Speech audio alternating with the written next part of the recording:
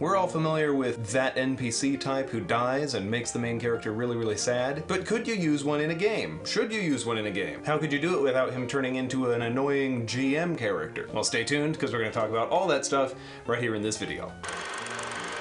I watched Hook recently, and I really noticed this character, Rufio. If you've seen the movie, you know that when Peter arrives in Neverland, the Lost Boys really don't believe that he's Pan. That ain't Peter Pan. He's old. He's fat. And that conflict is embodied in their de facto leader, Rufio. Now, most of the Lost Boys function as one giant character, and their motivation is simple: find a good leader to follow. But Rufio, along with Thud and this kid, stands out as an individual. He's a leader, and he's not going to vacate that position until he's absolutely sure about Peter. Once it's clear that Peter is the hero they need, that makes Rufio's reaction the most significant.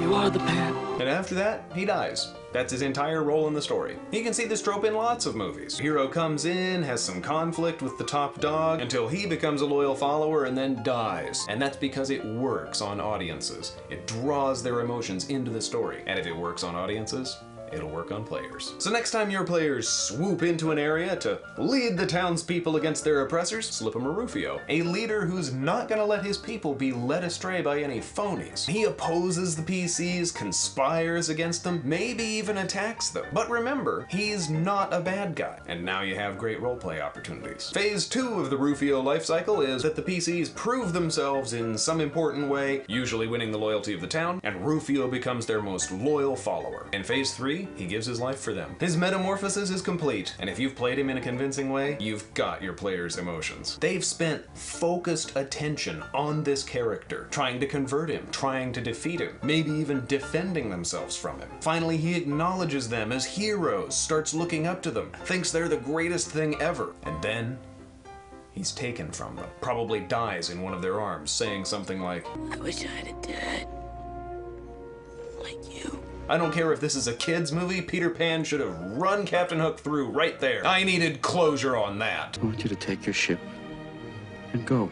A little bit of literary theory on why this works is because Rufio embodies the initial conflict. The people don't believe in the PCs, and their voice is Rufio. But once the people are on the party's side, Rufio has to get a new purpose, or else disappear from the story. The most emotionally impacting thing he can do at this point is to die for the heroes he spent so long resisting. So that's the biggest bang the writers can get out of this character, so that's what they do. It's honestly not much of a surprise if you're watching with an eye to story structure, but it's an emotional shock that gets the audience every time. You know, if the character wasn't annoying. Jar Jar Binks would not be a good candidate to fill this role. Misa, going home. So, movie writers, play on people's emotions like heartless sociopaths, and so will you. Because that's story writing. I'm GMGenie. Check out my blog for new articles every Monday, or my YouTube channel for new videos some Thursdays. Don't forget to subscribe, and I'll see you all next time.